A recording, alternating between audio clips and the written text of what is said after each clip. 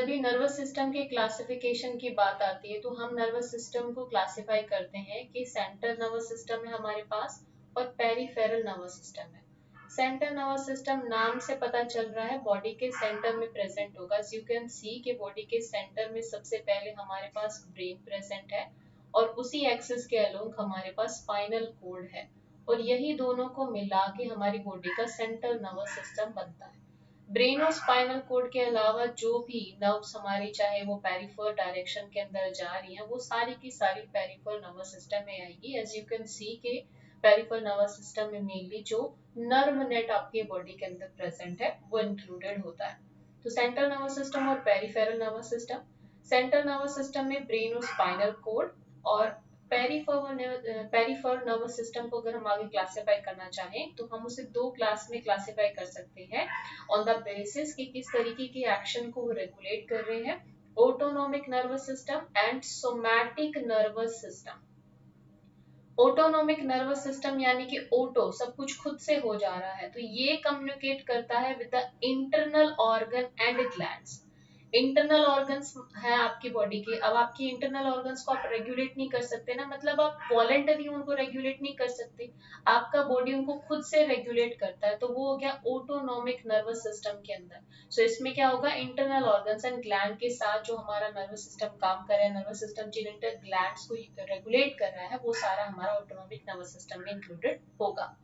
Somatic nervous system communicate with sense organ. S से somatic याद रखेंगे, एस से सेंस ऑर्गन याद रखेंगे एंड वॉलेंटरी मसल्स, यानी कि इसको समहाउ हम कुछ एक्सटेंट तक कंट्रोल कर सकते हैं। इसमें वॉलेंटरी मसल्स इंक्लूडेड होते हैं। इसमें एक तरीके से हम कहें कि सोमैटिक नर्वस सिस्टम एनवायरनमेंट के साथ इंटरनल बॉडी का एक कोऑर्डिनेशन बनाने में भी हेल्प करता है क्योंकि ये सेंस ऑर्गन के साथ कनेक्टेड होता है। अब ऑटोनोमिक हो चाहे सोमैटिक नर्वस सिस्टम हो, उसमें दो तरीके से हमारा नर्वस सिस्टम काम करता है। एक वो कंडीशन होती है जिसमें सिंपैथेटिक डिवीजन आता है, दूसरे में पैरासिम्पैथेटिक होता है, यानी कि बॉडी किस तरीके से काम कर रही है। फ्लाइट एंड फाइट वाली कंडीशन में काम कर रही है, रेस्ट एंड डाइजेस्ट वाली कंडीशन में काम कर रही है।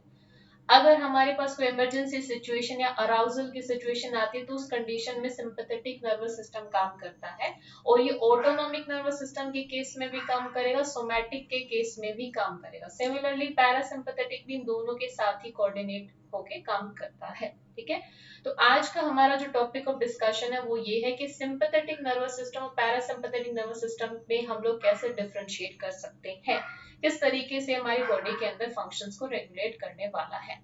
सो लेट्स मूव पैरासिम्पैथेटिक और सिंपैथेटिक नर्वस सिस्टम के बारे में कुछ इंटरेस्टिंग सी बातें। सिंपैथेटिक नर्वस सिस्टम, जिससे नाम से पता चल रहा है कि आपको किसी तरीके की सिंपैथी दी जा रही है।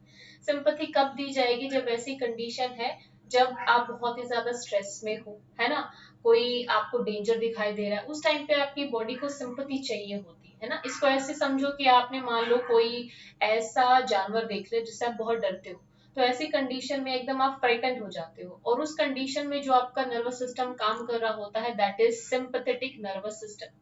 इसलिए सिंपैथेटिक नर्वस सिस्टम को flight and fight nervous system भी कहा जाता है, यानी कि जब भी आपकी बॉडी में फ्लाइट एंड फाइट वाली कंडीशन आएगी ना तो उस कंडीशन में सिंपैथेटिक नर्वस सिस्टम आपका काम करेगा।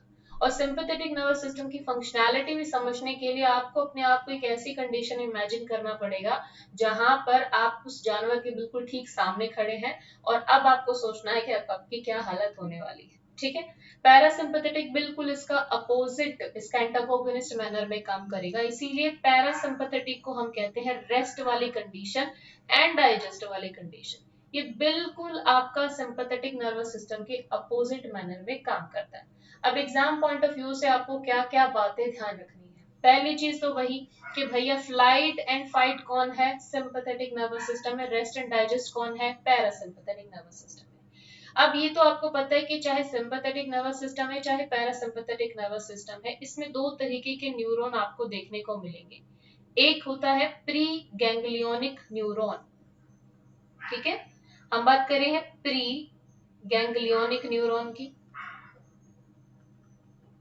अब प्री गैंग्लियोनिक न्यूरॉन दोनों के अंदर किस तरीके के होते हैं, सिंपैथेटिक नर्वस सिस्टम की बात करें तो यहाँ पर जो प्री गैंग्लियोनिक न्यूरॉन है, अब सोमा बॉडी समझते हो, सोमा समझते हो, सोमा क्या है, बॉडी बॉडी यानी कि सेल बॉडी, किसी भी न्यूरॉन का जो सेल बॉडी होता है उसको हम सोमा कहते हैं। तो जब भी मैं सोमा वर्ड यूज करूँ तो आप समझ जाना कि मैं सेल बॉडी की बात कर रही हूँ, ठीक है।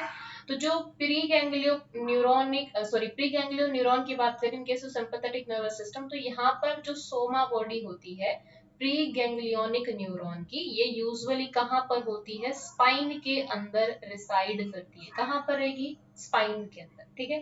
पैरासिम्पैथेटिक के केस में जो प्री गैंग्लियोनिक न्यूरॉन है उसकी सोमा बॉडी यूजुअली कहाँ पर रहेगी भैया, ब्रेन में रहेगी, ये ब्रेन में रहेगी, ठीक है। कहाँ पर, ब्रेन में, और ब्रेन में भी ब्रेन स्टेम में। ब्रेन स्टेम आपने समझा है, ब्रेन स्टेम में क्या आता है हमारा, ब्रेन स्टेम में आता है मिड ब्रेन, यानी कि ब्रेन स्टेम मिलके बना है मिड ब्रेन से, मेड्यूला ऑब्लिगेटा से, ठीक है। ये मिड ब्रेन, मेडुला ऑब्लिंगटा, और इसी के अंदर हमारा पोन्स वेरोलाई भी आ जाता है, इससे मिलके जो बना हुआ है वो हमारा ब्रेन स्टेम है। तो पैरासिम्पैथेटिक नर्वस सिस्टम की preganglionic neuron brain stem में लाई करते हैं toward the bottom of spinal cord, ठीक है, toward the bottom spinal, toward the bottom of brain, sorry bottom of brain और स्पाइनल कॉर्ड के सेक्रल रीजन के पास में, ठीक है। तो ये हमारा होगा कि ब्रेन स्टेम के पास में, दूसरा sacral, sacral of spinal cord, sacral region of spinal cord में इसके प्री गैंग्लियोनिक न्यूरॉन हमें देखने को मिलेंगे, ठीक है। पोस्ट गैंग्लियोनिक न्यूरॉन की बात करें तो अच्छा एक चीज और, प्री गैंग्लियोनिक न्यूरॉन जो है वो सिक्रीट क्या करेंगे, कौन सा हार्मोन सिक्रीट कर रहे होंगे, तो प्री गैंग्लियोनिक न्यूरॉन जो हार्मोन नहीं करेंगे, यस प्री गैंग्लियोनिक न्यूरॉन जो है वो सिक्रीट क्या करते हैं, न्यूरोट्रांसमीटर सिक्रीट करेंगे, हार्मोन नहीं सिक्रीट करेंगे यहाँ पर। तो ये एसिटाइल कोलिन सिक्रीट करेंगे।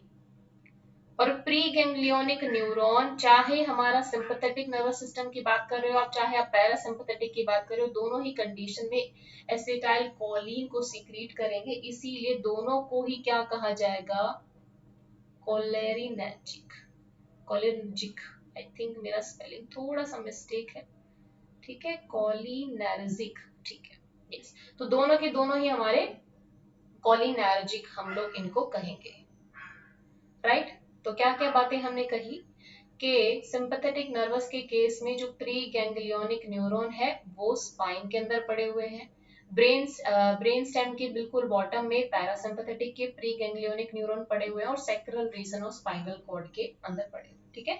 दोनों ही एसिटाइल कोलिन सिक्रीट कर रहे हैं और इसीलिए इनको कोलिनर्जिक कहा जाता है, ठीक है, कोलिनर्जिक कहा जाएगा।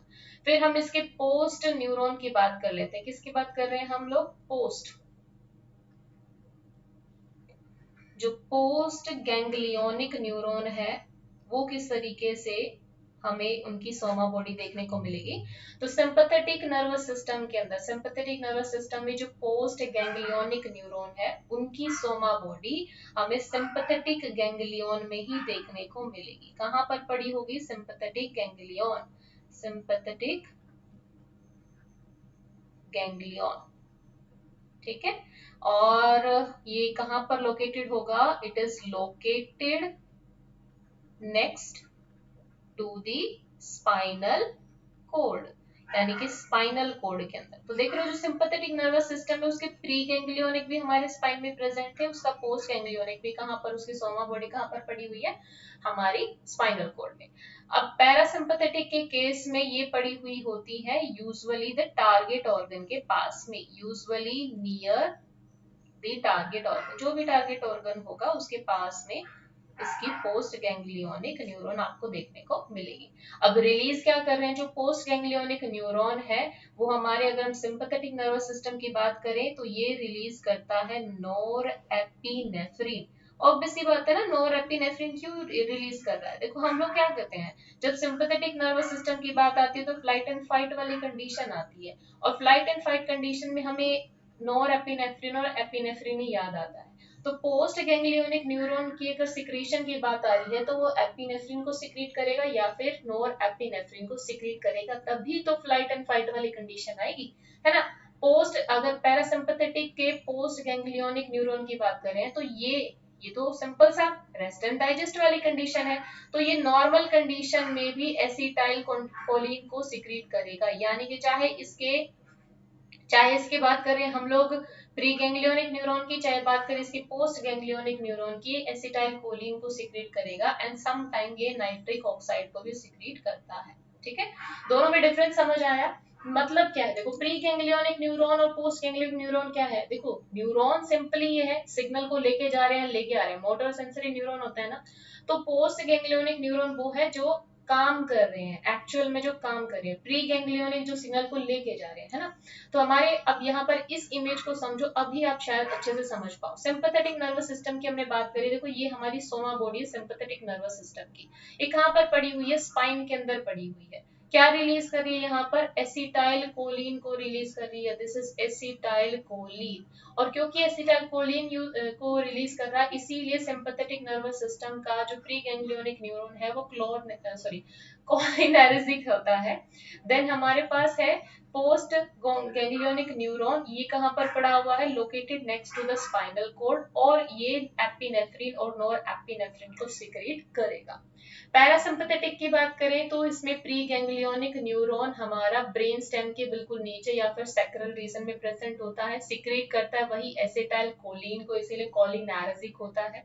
पोस्ट गैंग्लियोनिक न्यूरॉन की बात करें तो इसकी जो सोमा बॉडी है वो टारगेट ऑर्गन के पास में पड़ी होती है और ये एसिटाइल कोलिन को ही सिक्रीट करता है। ठीक है, तो यहाँ पर इसका पोस्ट गैंग्लियोनिक न्यूरॉन भी कोलिनेर्जिक होता है। ठीक है, तो हमारा जो पैरासिम्पथेटिक है उसे हम रेस्ट एंड डाइजेस्ट वाली कंडीशन, क्योंकि पैरासिम्पथेटिक नर्वस सिस्टम जब भी एक्टिवेट होगा वो रेस्ट एंड डाइजेस्ट को एक्टिवेट करेगा, रिस्पॉन्स को एक्टिवेट करेगा, एंड फ्लाइट एंड फाइट वाले रिस्पॉन्स को सिंपैथेटिक नर्वस सिस्टम एक्टिवेट करेगा। ठीक है, कुछ और डिफरेंसेस है हमारे पास जो आपको इसके रिगार्डिंग याद रखने हैं। यस, यहां से हम लोग उनको सिंप्लीफाई करके समझते हैं। पैरासिम्पथेटिक नर्वस सिस्टम, जिसको अभी हमने कहा रेस्ट एंड डाइजेस्ट वाली कंडीशन। रेस्ट एंड डाइजेस्ट होगा तो इस कंडीशन में आपका जो प्यूपिल है वो कंस्ट्रिक्ट करेगा, और जब कंस्ट्रिक्ट हो रहा है तो प्यूपिल की कौन सी मसल काम कर रही है, सर्कुलर मसल। एक सेकेंड, यस, ठीक है, कौन सी मसल काम कर रही है, सर्कुलर मसल काम कर रही है। यहाँ पर जो मसल काम कर रही है वो है हमारी circular muscle. Constriction of प्यूपिल with the help of circular muscle. Stimulate saliva, saliva को स्टिमुलेट करेगा, हार्ट बीट को स्लो करना, constrict airways, stimulate activity of stomach, inhibit release of glucose, stimulate gallbladder, stimulate activity of intestine। यानी कि mostly जो parasympathetic nervous system है वो mostly organ की एक्टिविटी को स्टिमुलेट करता है, बॉडी को नॉर्मल करने की कोशिश करता है, स्ट्रेस वाली कंडीशन को मिनिमाइज करने की कोशिश करता है। सिंपैथेटिक नर्वस सिस्टम बिल्कुल इसका उल्टा है, फ्लाइट एंड फाइट वाली कंडीशन है। अगर शेर मेरे सामने खड़ा है तो क्या उस टाइम पे मैं ये कहूंगी बॉडी को कि स्ट्रेस मैनेज करो, नहीं ना, उस टाइम पे हमें सिंपैथी चाहिए क्योंकि हमें भागना है। तो उस टाइम पे जो सिस्टम काम कर रहा है वो सिंपैथेटिक नर्वस सिस्टम काम कर रहा है, और आप देखते हो जैसे आप शेर को देखोगे आपकी प्यूपिल का डायलेशन हो जाएगा, आपकी आंखें ऐसी मोटी मोटी हो जाएगी। कौन सी मसल्स की वजह से होगी भैया, यहाँ पर जो मसल काम करेंगी वो रेडियल मसल्स काम करेंगी, है ना।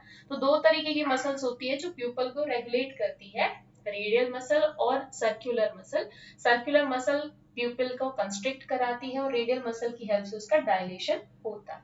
ठीक है, इनहिबिट सलाइवेशन, आपका गला सूख जाता है, जब आप शेर को देखोगे तो आंखें तो मोटी मोटी होगी, आपका गला सूख जाएगा, आपकी हार्ट बीट तेज हो जाएगी, आपकी सांसें तेज हो जाएगी, आपकी स्टमक की एक्टिविटी इनहिबिट हो जाएगी, स्टमक का गैस्ट्रिक जूस जो होता है वो भी हमारा कम हो जाता है। Stimulate release of glucose, body क्या करेगी, ग्लूकोज का ब्लड में अमाउंट बढ़ाने लगेगी। कैसे बढ़ाएगी, जल्दी जल्दी वो डाइजेशन की प्रोसेस तो यहाँ पर स्टॉप हो जाती है, मतलब ग्लाइकोजन को तोड़ के ग्लूकोज बनाएगी या फैट को तोड़ के ग्लूकोज बनाएगी, सेल्स को बोलेगी कि तुम ग्लूकोज का भी अपटेक मत करो, यानी कि ग्लूकोज का लेवल ब्लड के अंदर बढ़ाना सिंपैथेटिक नर्वस सिस्टम का काम है जब फ्लाइट एंड फाइट वाली कंडीशन होती है।